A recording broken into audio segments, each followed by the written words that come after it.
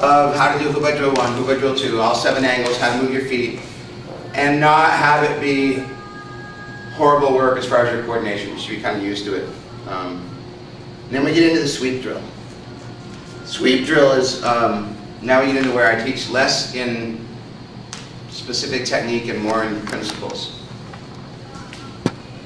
Sweep drill in its essence is wax on and wax off. That's its essence. Okay. The way that it's practiced is that he punches, at the beginning I usually use angle 1, but the drill is actually angle 6. He's going to punch in angle 6, I'm rotating this way and I'm going to intercept here. And this becomes, it's not here, because my blade will come across my own arm. This actually goes here and then I grab, which leaves my hand below. So it's a slightly different motion than what we just practiced. All right? When I hit low, he's going to block that so he gets some practice too. He pulls back on my strike and punches here, and I rotate to the outside, and this is hoop by drill 2 that we just learned. Now I feed. Straight punch 1. I can't hold the arm down, so I kind of just let him have it back, because he comes up and he's going to sweep with this hand first. Nope, I'm going this way. And then sweep all the way through, but that's a cut, and then hit low. Boom. I pull back. And I punch, he's parrying, yeah, hoop by drill 2, great check. Punch straight, and I'm 1, and punch straight again, and I'm 2. Footwork can happen here. I don't stress it at the beginning because people got enough going on up top without worrying as much about their feet. This motion is a cut. This motion is the block. I could block and then cut you. I could block and cut you. I could cut and block you. They're independent of each other. They work as a team. This one reaches out to get you as fast as it can. This one doesn't reach out. This one stays with you. So how fast this one is determines which one hits first. Right? I prefer to teach with 1, 2, 3, 4, 5, 6 because it's easier on the coordination. Left, right, left, right, left, right, left, right. It's later on we get into the rhythm where I'm like, doesn't really matter. So I go right, and this slaps through. Left, and this will block, but this also can grab and pull. Right. For he checks, and then he punches again. This goes left. Hoop by drill 2. Right, left. And then it's my feed. The feed is punch, check, punch. I punch straight, and I deal with whatever he's doing, and then I punch straight again. Yes? Make sense? This is the first real drill because it addresses that the person's not just going to do this, and this, and this. Those are to study angles. This is, they're going to punch, and then they're going to punch. They're going to keep punching until you actually acquire control or something. Yeah? This is called the inside sweep double punch drill. I call it sweep drill. This is the first of the series of what I call real drills because they deal with more than one attack, and you're learning real probability, real angulation, and real coordination. But you can see that the foundation drills are important because without it, and now it's just a 6-part drill with new choreography. It shouldn't be.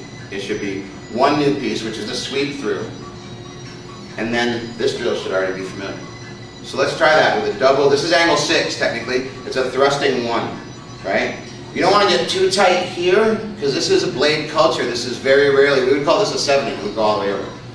If anything, you're going to get more of this motion as you start to get looser and more speed. You'll more like a hook punch, but it's not because this is a blade, so it's going to stick in.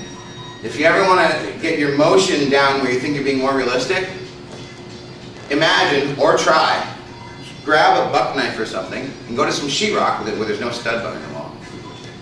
And poke it and see if you can shove through the sheetrock. Because if you can't, it means you're not gripping it right.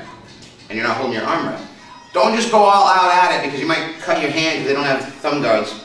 If you don't hold it tight enough, you'll slide down, the knife will stop, you'll cut your fingers, right? But if your poke, because of structure here, doesn't allow you to do anything because your wrist is weak, that shows you how you would have to make your arm, right? So this punch works very, very well in its punch here, but I can't angle my knife properly with my wrist like this. So this is actually better because, see, I absorb the space needed with the hip so that I can get this solid, and then I can shoot the hip forward. It's not necessary from this one. It's a different thing. And if I roll it all the way over, I get the same effect. So there's a lot that goes into the architecture of doing these that you might not expect at first glance. Anyway, we're with sweep drill, which is your double right hand punch. We're sweeping on the inside and then pairing to the outside. Let's try that. This is also the big off his arm a little bit so you can have him back, but the real truth is you don't need it. I'm gonna check my arm. See, I don't need this. I can't stop. All he can do with this is prevent it from going there. But the minute he sticks his hand in my space, it's irrelevant. I don't need the elbow, because I can go like this all day long. Right? And then, see, I don't need much here. In fact, they used to make me practice with my elbows either tied in or with tanto underneath my armpits. You're not allowed to drop them. This is stick blocking, right? You can't drop them, so you got to learn how to. This is not. This is for. I allow this for basics. So you see the bigger motions better. But this is all very, very close.